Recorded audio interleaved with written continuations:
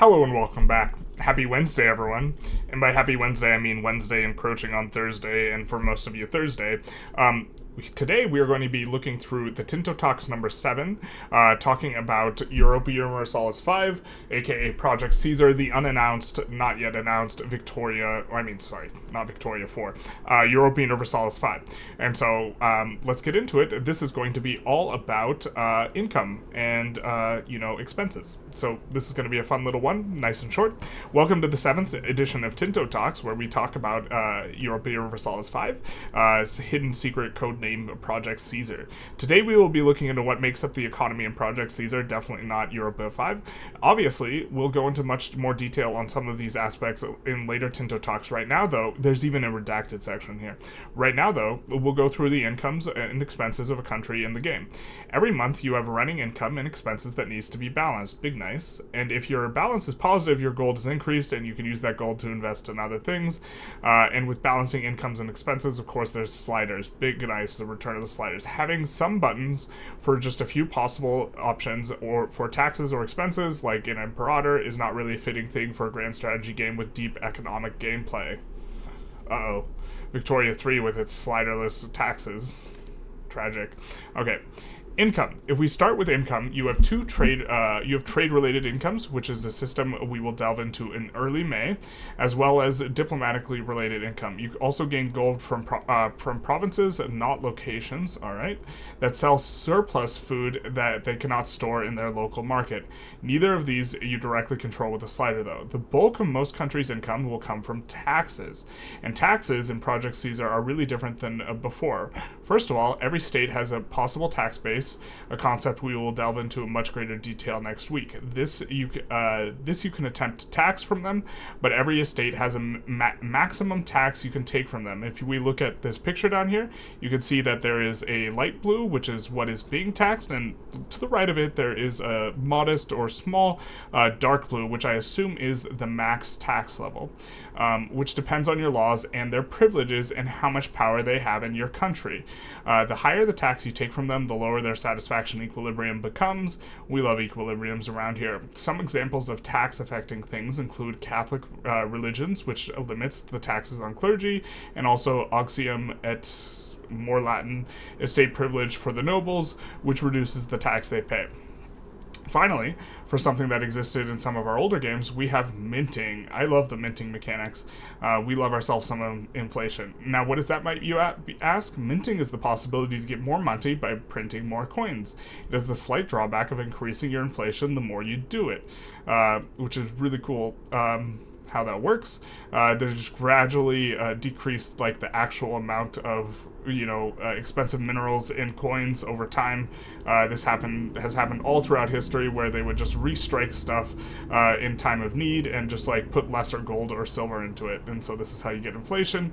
And then we have expenses section. Very short dev diary here. We all love gaining gold. We really do. But sadly, we also have to spend it. And while we can reduce some of the spending, we cannot avoid it completely all of it. First of all, we have the cost of the court. This is something that is directly correlated to the economic base of your country, and if you spend less gold than expected, your legitimacy or equivalent applicable government power will decrease over time. And so less expected in terms of cost of the court. And so this, obviously, you probably want to do this sometimes and not do it other times. And the more you spend, the more your legitimacy can increase. There are advances, laws, and other things that impact how much you can spend here, including the loud car outside. Loud cars ain't cheap. Then we will have the cost of your standing army and navy, where we will be spending less, where spending less reduces their fighting capacity. Makes sense. This is nothing new to grand strategy games. Yep, it is not. I'm not sure why I need to mention it here. Me either. Fort maintenance is another common economic expense from our games, which is here as well. If you don't pay, garrisons don't tend to stick around. It sounds like kind of classic EU4. Yeah, definitely, yeah. EU4, yeah, okay. Insert, this is EU5, but it's not really EU5 because they haven't said it's EU5 type of joke here. Culture, this is an entirely new concept. This is exciting to me, but unfortunately, part of it's redacted. Culture, this is an entirely new concept which will become available in the Age of Renaissance, where you can invest money to get redacted while also impacting your prestige, but mostly redacted. So this is the real teaser. Shout out to Loud Car. You can also decide how much you wish to spend on your colonial charters, which is a new system we will talk about later. I've always wanted to be able to just super uber juice the colonies, even in EU4, just like super focus on it, and it'll be really cool if they give you that level of flexibility. Also, we of course, with colonial charters, get more hints about the time frame, which we at this point, it seems to be the case. Obviously, it's starting in early 1300s, but the end date, in my mind, is the thing that's uncertain. Okay. Finally, the last thing, I'm hoping it's 1337 to 1836. Finally, the last thing you can impact on your slider is an investment in stability. The cost for how much your investments are needed depends on the size of your country, with different laws and societal values affecting it as well.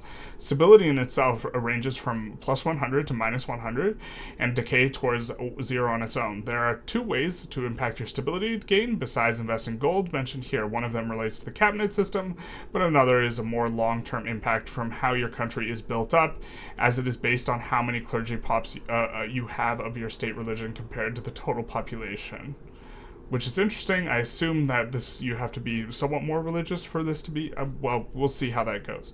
There are other expenses you can see below, but one important thing to mention is that provinces that lack food will try and buy it from the local market, which to me implies that we'll have the reverse, of buying food. So instead of buying food being positive, we see it's negative. So they'll just buy it instead. We see cost of the court, as mentioned earlier, army maintenance, navy maintenance, fort maintenance, culture, aka redacted, cost to colonies, some more, people like driving late at night.